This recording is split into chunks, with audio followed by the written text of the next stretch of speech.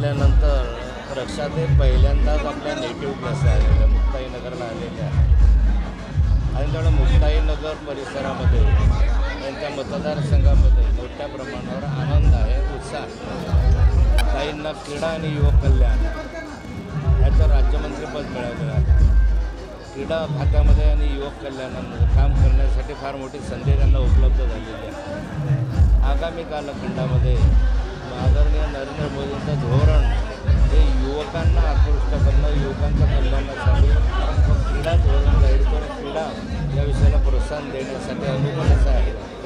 मला आनंद आहे की अन्य कुणाच्या मंत्रिमंडळात स्थान असल्यापेक्षाही मोदीजींच्या मंत्रिमंडळामध्ये रक्षाताईला स्थान मिळालं यापेक्षा मोठा अभिमानाचा आणि आनंदाचा क्षण दुसरा नाही.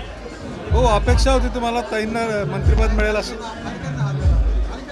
गेल्या अनेक 3 टर्म रक्षाताई या ठिकाणी खासदार म्हणून काम करत आहे आणि त्यांच्या कामाचं मूल्यमापन वारंवार पक्षाने केलेलं आहे, मोदींच्या कालखंडामध्ये केलेलं आहे. आणि तिसऱ्यांदा केल्यानंतर विभागीय समतोल पाहता, विभागीय परिस्थिती पाहता रक्षाताईंना मंत्रिमंडळात स्थान मिळेल अशी आशा आम्हाला सर्वांनाच होती आणि त्याप्रमाणे भारतीय जनता पार्टीच्या सर्व कार्यकर्त्यांनी, नेत्यांनी विश्वास ठेवला आणि मोदीजींच्या मंत्रिमंडळामध्ये रक्षाताईंना स्थान मिळालं.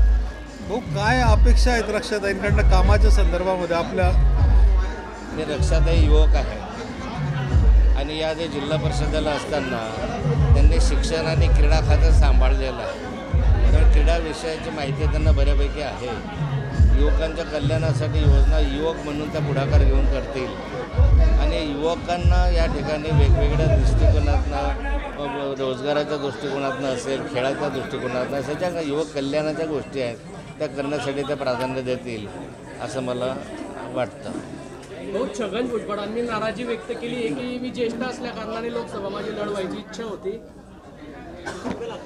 छगन भुजबळ साहेबांना राज्यसभेमध्ये जायची इच्छा होती असं त्यांनी आपलं वक्तव्य केलेलं आहे. मला वाटतं भुजबळ साहेब सिनियर आहेत आणि गेले अनेक वर्ष ते सातत्यानं राजकीय क्षेत्रात चांगलं काम करत आहे. अशा ठिकाणी राज्यसभा जाण्यासाठी इच्छा असणं काही गैर नाही आहे. शेवटी पक्षाचा निर्णय अंतिम असतो. त्यांनी मत व्यक्त केलेलं आहे की कोणी आणि गिरीश भाऊ एकत्र आले तर जिल्ह्याची ताकद वाढेल. जरा सर्वजण एकत्र आले तर ताकद वाढते.